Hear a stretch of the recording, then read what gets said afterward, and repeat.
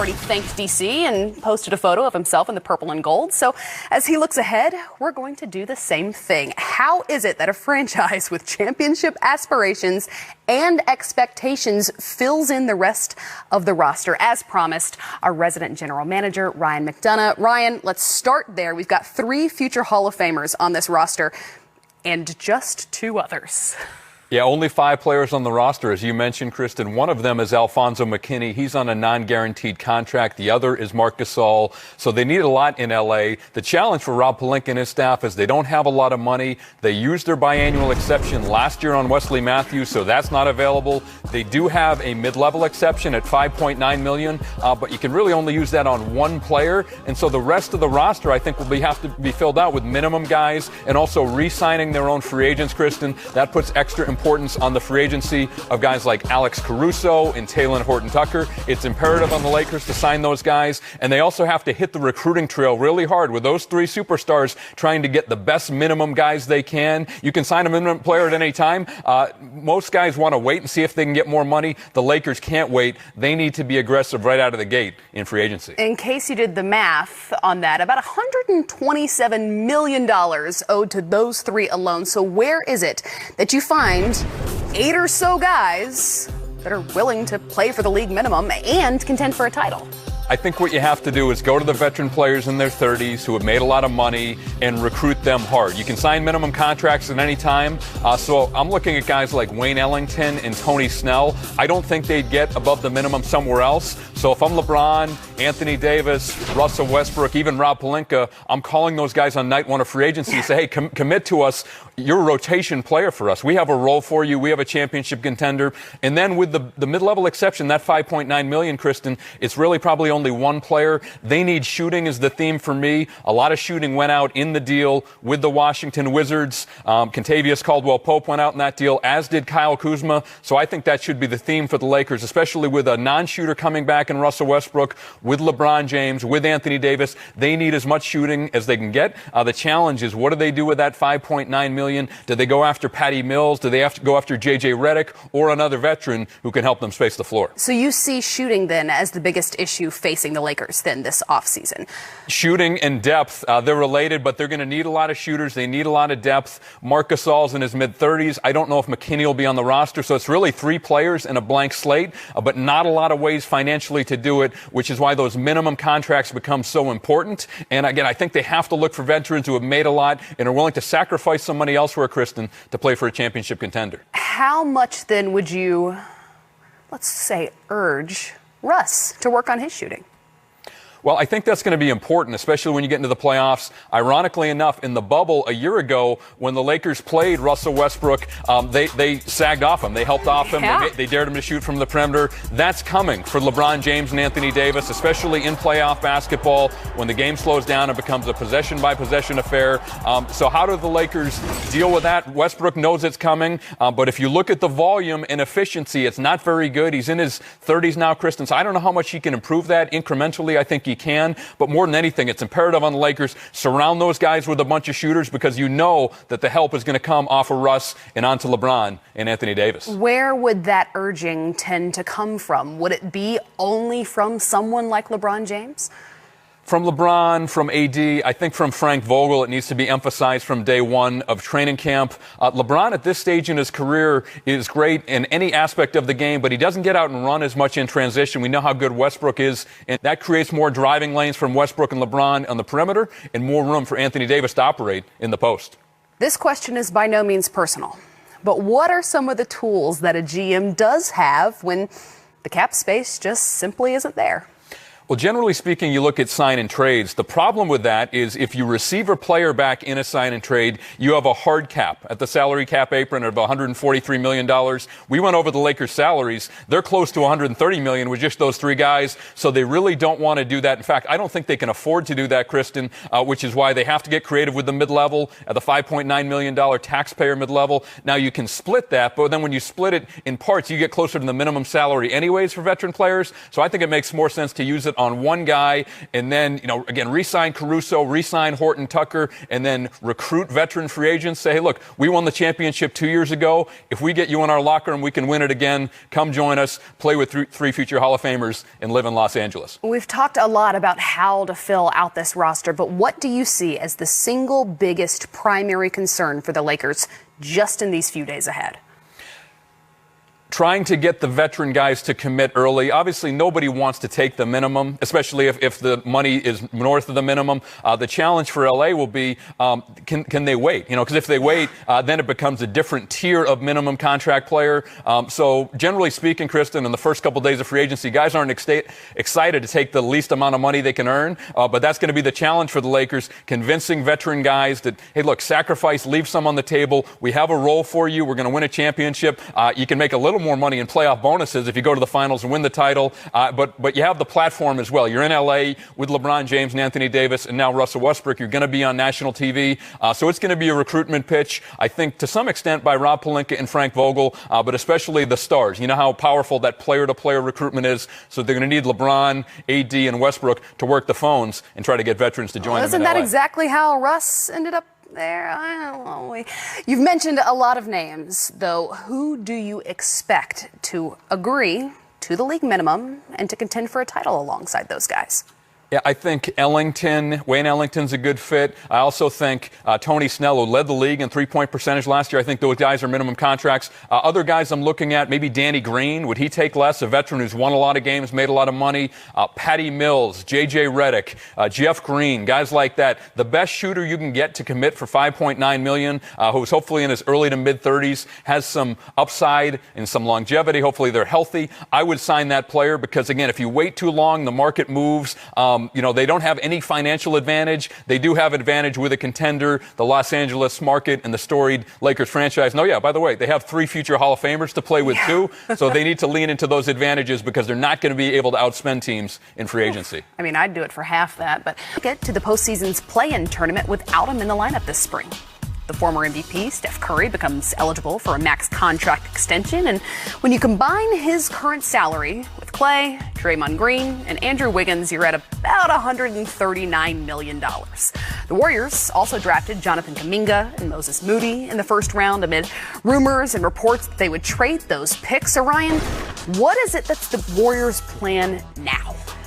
Well, it gets very expensive in the Bay for Golden State, Kristen. Their top 4 guys, the Splash Brothers, Draymond Green, and Andrew Wiggins combined make more than the luxury tax. That's for just 4 players. Right. So the repeater tax team, which I think makes it less likely that they're going to pay Kelly Oubre what he wants in free agency. Oubre's an unrestricted free agent, and the repeater tax gets very punitive. The higher you go into the tax, the more punitive it gets. So I expect Oubre to be on the move, and I think they're going to have to look at some of the rookies they just drafted. Jonathan Kuminga and Moses Moody for some productivity. They do have the taxpayer mid-level. We referenced that in the Lakers segment. That's at $5.9 million. But they're going to have a big tax bill. And for me, it comes down to what Bob Myers said. Can they stay healthy, especially Klay Thompson, who's been out the last few years, and are Joe Lacob and Peter Guber, the owners, willing to pay up? I think they will, as long as Klay's healthy. What's available to this team in free agency? Well, they need depth on the perimeter. One interesting name who's now available because Miami declined his team option earlier today is Andre Iguodala, who had a great run in the Bay. Iguodala is approaching his late 30s now. The finals MVP, Andre Iguodala, right? He sure was. Did an excellent job against LeBron James in that series. Can they bring him back on a minimum contract? And then some of the same guys we talked about with the Lakers. These teams are in similar positions. They have that $5.9 million taxpayer mid-level. They need depth, especially on the perimeter. Looking at a guy like Patty Mills. Does he want to come? Alec Burks. Who wants to come play for a contender? And it'd be very interesting to see how the free agents view those two teams. Do they think the Lakers are further ahead with LeBron and AD, or the Warriors when they get healthy? Which one is closer to championship contending? I know they both think they are, and they both have astronomical payrolls that their owners are going to have to foot the bill in order for those teams to contend. Well, let's head elsewhere in the Western Conference, as a lot has gone on in Dallas, not the least of which concerns Rick Carlisle's exit for Indiana and former Mavs star Jason Kidd's hiring as head coach. Luka Doncic has made it clear that he's not going to comment on either until after the Olympics. But Ryan, he is the future of this franchise. Can he and Kristaps Porzingis be successful there together? This is a very important offseason for the Dallas Mavericks because Porzingis is on a max contract with multiple years left, and Luka Doncic will be a max player next year. So they have a window this offseason to try to get another player. Another challenge, Kristen, is what to do with Tim Hardaway Jr. He's played very well in Dallas. As you know, the trade was reported as the Kristaps Porzingis trade. Well, I think Hardaway Jr. has actually outplayed Porzingis. He's an unrestricted free agent. So is there a way for the Mavs to re-sign him and get somebody else? One of the challenges is free agency hasn't even started yet, but some of the guys they were reportedly looking at, like Kyle Lowry, might be headed to Miami. They need a ball handler, in my opinion, a secondary playmaker. Is there a way for them to get creative, re-sign Hardaway Jr.? They're going to keep Willie Cauley-Stein. They picked up his team option at $4.1 million earlier today. Can they add another ball handler playmaker? I think that's what they should do. Or do they go in the front court? Do they look at some of the restricted free agents like John Collins, like Lauri Markkanen? Again, I would go with another ball handler, but maybe with Jason Kidd and Nico Harrison in the front office, they think Luka Doncic combined with Jalen Brunson is enough. I personally would look for a secondary playmaker. If it's not Kyle Lowry, is it Spencer Dinwiddie? Is it Lonzo Ball? Somebody else who can help take the offensive load off the shoulders of Luka Doncic. Okay, a lot of talk about Luka, but is he going to be successful with Kristaps? Well, I think he can, but he needs some help. I don't think any player in the NBA, as great as Luka Doncic or LeBron James or whoever it is, I don't think they can do it alone. Defenses are too good, especially in the playoffs. They load up. They get the ball out of that guy's hands. Jalen Brunson, to me, is a good third option, but is there a second guy? They can slot in between Luka and Brunson. I like Spencer Dinwiddie. I like Lonzo Ball, those kind of players. I think they'd help Dallas a lot. And the window's very important, Kristen, because Luka's a clear max player, and when you have Luka and Porzingis on max contracts next year, it's almost impossible to slot in a third guy. So the window is now for Dallas, and they have the cap space to be aggressive to try to add another playmaker. Interesting. Well, in New Orleans, the Pelicans underachieved last season. They finished near the bottom of the Western Conference, winning 31 games, losing 41 of them. Knowing that Zion Williamson is this emerging star that we're going to build around, let's look at this team's roster as it's currently constructed. Zion now has missed the playoffs in his first 2 seasons. He will become eligible for an extension next summer. So what do you see, Ryan, as New Orleans' number one need this offseason? Very similar to the Dallas Mavericks. They need a backcourt upgrade. They need a playmaker. They have 2 young perimeter players, Lonzo Ball and Josh Hart, who were restricted free agents. They're another team that was reportedly interested in Kyle Lowry, but as we sit here 19 hours before free agency, it looks like Lowry is likely to end up in Miami. So then what do teams like the Dallas Mavericks and New York Knicks, who we'll talk about here in a minute, what do they do, Kristen? Do they be aggressive going after Spencer Dinwiddie? Did they re-sign Lonzo Ball? I think that's what New Orleans has to think about. Now Zion's on his third coach in 3 years. Alvin Gentry, Stan Van Gundy, now Willie Green. Zion hasn't made the playoffs. He's eligible for an extension next year, Kristen. So this is another important offseason for a team that needs backcourt help. For me, it really hinges on Lonzo Ball. Do they want to re-sign him? If they let him go, they have a ton of money. Who do they spend it on? I personally would look at Spencer Dinwiddie. I think he'd be a good fit with with Zion and Brandon Ingram. Would you look to try to keep Lonzo? I mean, if you can't get Kyle Lowry, I think you have to think about it. He fits the timeline and the age better with Zion, with Ingram. All those guys are in their early to mid-20s. Bringing in Lowry would help in the short term. Mike Conley, another guy we haven't discussed, would help in the short term. But those guys are in their mid-30s. So as Zion gets good enough to win at a high level, are those guys past their prime? I like lining players up in their prime. So for me, if it's not Lonzo Ball, I like Spencer Dinwiddie a lot. He only played 3 games last year with the torn ACL. He's reportedly healthy. He's also an unrestricted free agent. So New Orleans can just go sign him on day 1 of free agency. What is it, knowing how significantly this team would like to take that leap into next season and want to take advantage of an emerging star in Zion Williamson? What is the need that they need to address?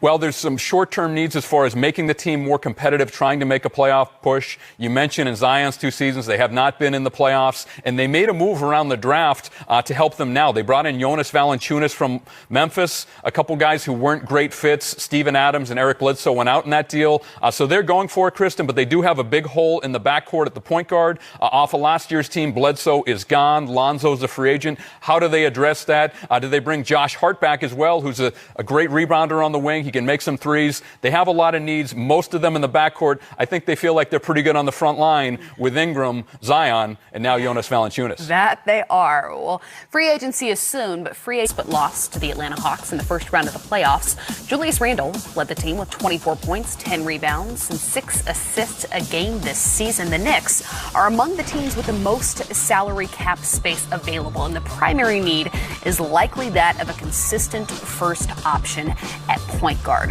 Ryan, there are point guards available in free agency. What's the Knicks strategy here? The challenge for Leon Rose and the Knicks front office is how patient are they willing to be? There are some future Hall of Famers in this free agent market, Kristen, who we've discussed. Kawhi Leonard, Kyle Lowry, Chris Paul. It doesn't look like the Knicks will be able to land any of those guys in free agency. Do they still meet with Kawhi Leonard? Chris Haynes said earlier in the show that Kawhi may take some meetings. The expectation around the league is that he re-signs in L.A. So to some extent, in a front office like the Knicks, it's a game of chicken. How long are you willing to wait? Or how quickly do you move off your primary list and move to your secondary list? On the Knicks secondary list, you're right, they need a playmaker. Again, Spencer Dinwiddie, who we just discussed, can they bring him across the river from Brooklyn? He's an unrestricted free agent. Did they want to play the offer sheet game with Lonzo Ball from New Orleans? Or does New Orleans make Lonzo unrestricted? Then they could just sign him with cap space. They need help in the backcourt. Derrick Rose is a free agent as well. So there are a lot of moving parts in New York. They have more money than anybody in the league, Kristen, but as some of these elite free agents seemingly find homes, I think they need to move on to that secondary list relatively quickly. I'm glad you mentioned Derrick Rose because the team reportedly wants him to explore his market before offering a contract. How do you see that shaking out? Well, they can sign him to basically any amount. They have the flexibility to do that. He played excellent basketball for the Knicks. He gave him a big lift after they acquired him from Detroit in a midseason trade. We know his history with Tom Thibodeau. He's played well for Tibbs in Chicago, Minnesota, and now New York. So I think they could add Rose, but I think his best role at this stage in his career, Kristen, is a six-man coming off the bench. I like maybe Spencer Dinwiddie as a starter. They should call about Mike Conley as well. We haven't talked about him because the expectation he's going to re-sign in Utah, but is Conley available? Is Dinwiddie available? Is Lonzo Ball available? Can they get a starter and then bring Rose off the bench in that six-man role? But Derrick Rose has other interests. The Bulls, as you know, his history with the franchise. He won an MVP there, and he's a Chicago kid. They're interested in bringing him back as well. So there is competition for Derrick Rose, who played very well last year in New York, especially in the playoffs against Atlanta. What is it about D. Rose and Tibbs that works so well? I think the history, the relationship, Derrick is motivated by Tom. He knows what Tom wants. He's quiet, but he's a leader in the locker room. And Tom lets him do his thing. He gives him freedom and autonomy. So it's really unusual for a player and coach to be together with three different franchises, but that's what these guys have done. You see the numbers there. The points are up. The assists are up. They've been an incredible match, and really, Derrick Rose gives Tom Thibodeau a lot of credit for helping revitalize his career. You remember in Minnesota a few years ago, people weren't sure how much gas he had left in the tank. Now here we are seasons later talking about not will Derrick Rose be in the league next year, but how much is he going to get and how many different teams are interested because he's still playing so well. Well, elsewhere in the Eastern Conference, the Celtics are shaking things up in Boston. Brad Stevens, having stepped into the front office role previously held by Danny Ainge, Ime Udoka named head coach. So let's take a look at the C's projected depth chart. What is it that stands out to you, Ryan, in regards to, well, moves that they've already made? The theme of the night, Kristen, point guard. What did they do at point guard? They made the deal with Kemba Walker going out to OKC. Al Horford came back in return. They made another good deal with Dallas to bring in Josh Richardson. So they have a lot of talent, but you see on their depth chart there, they don't have a traditional point guard. Marcus Smart, Josh Richardson in the backcourt, Jaylen Brown, Jason Tatum on the wing, and then they're good at center with Al Horford, Robert Williams. So they have a number of different options. But what do they do at the point guard spot? I think the Josh Richardson trade was not a great thing for Evan Fournier's future in Boston because their payroll is going to get expensive. So I'm looking for Fournier to be elsewhere. Is there a sign and trade that makes sense? Or do the Celtics put Marcus Smart in play in the trade market to get a more traditional free agent? There are a lot of free agents in the market, Kristen, as we've discussed, but the Celtics don't have much payroll flexibility. So Brad Stevens and his staff in Boston have to continue to get creative to figure out what they're going to do at the point guard spot. I've talked to him as Coach Stevens for so long. What is it like, though, as the first-time guy in the front office making these kind of decisions? It's different. There are a lot of moving parts with the Celtics, sending out a few core pieces. I mean, you think of the importance of Kemba Walker to that team over the last couple of years. Now, they brought back a familiar guy in Al Horford who played very well for the Celtics when Stevens was the coach. He'll be a key part on the court and in the locker room. But again, the point guard slot, what do they do there? And then the key for Brad Stevens, having coached players, especially younger players who he developed, is you can't get attached to those guys to the extent that you make bad decisions. You can't have blinders on. It seems like consciously he's moving away from a lot of their young players, bringing in more veterans. Horford, Richardson, we'll see what they do at the point guard position. He wants to take a step next year. They got knocked out by Brooklyn in the first round, and Brad Stevens is trying to give Ime Udoka, his new coach, more veteran tools at his disposal. Well, a little further south, the Miami Heat finished 6th in the Eastern Conference, winning 40 games last season. They were knocked out in the first round by the eventual champions. The Heat did pick up Goran Dragic's option, but they let Andre Iguodala become a free agent. With this move now, what or who, Ryan, does Miami have in mind? Kyle Lowry with Toronto, the reported sign and trade. It seems like the Toronto Raptors, who need a center like Precious Achiuwa, the young backup center for Miami. A lot of teams around the league like Achiuwa, Kristen. The challenge in Miami is he's backing up Bam Adebayo, who's a franchise guy down there. So it seems like the Raptors will do a sign and trade and are willing to do a sign and trade with Kyle Lowry going out and landing in Miami. Achiuwa goes back to the Raptors. Now, an important point with Goran Dragic being involved in the sign and trade, they picked up Dragic's option at $19.4 million today. He does not need to go back to Toronto, Kristen. He could go to the Raptors, but he could go to another franchise as well. There are reports tonight that teams that we've discussed, like the Dallas Mavericks and New Orleans Pelicans, who need a point guard, have some interest in Dragic. I like Dragic if I'm a team that needs a point guard. He can help you win this year, and he's on a one-year deal, so you keep your powder dry for free agency next year. So if you want to stay competitive and you have any concerns about giving some of these free agents we discussed, like Lonzo Ball, like Spencer Dinwiddie, Derrick Rose, multi-year deals, well, getting Dragic for 1 year and then keeping your flexibility for free agency next year is an appealing option as well. Speaking of Kyle Lowry, would potentially moving Ben Simmons from Philadelphia make way for Kyle to return to his hometown? It could. It would be a little bit complicated. I think it would have to be a sign and trade because Philly's payroll is so high with Embiid's salary, with Tobias Harris's salary. They don't have a ton of flexibility. I don't think they'd be able to create enough cap space just to sign Kyle Lowry without completely gutting their roster. So I think it would have to happen quickly. Let me put it this way, Kristen. Now we're about 18 hours away from the start of free agency. And if Philly doesn't have a deal lined up for Ben Simmons now, I think they're going to be hard-pressed to find one over the next 18 hours. You never say never, but Philly has this guy. He's young. He's in his prime. He's on a multi-year contract. They're not going to rush into a bad deal just to try to beat Miami for Kyle Lowry. And you see that relationship as being able to be repaired despite him having to read headlines concerning his future all throughout the entirety of free agency? Well, what I think is going to have to happen for Simmons to get moved out of Philadelphia is the asking price is going to have to come down. It's one thing to ask for a package like Houston got for James Harden. It's another to get that package for a player in Simmons who's a talented defender. He's a good playmaker. He's great in transition. He has shooting limitations. So I think if Philly's asking price comes down over the next few weeks, then maybe a deal is there to be had. If not, again, keep in mind, Daryl Morey in the Sixers front office does not have to trade this guy. He's in his mid-20s. He's on a multi-year deal. You never want to trade a player when his value is down. Based on his playoff performance and lack of shooting, Simmons' value is down, and that's the challenge for Philly's front office. And only they know, Kristen, how comfortable are they if a good deal doesn't materialize, bringing Simmons back into that locker room next year with Joel Embiid, Doc Rivers, Tobias Harris, and the team that got knocked out by Atlanta in the second round. Well, we've got to take another break, but free agent fever continues on NBA TV as we discuss what the days ahead may hold. Stay with us.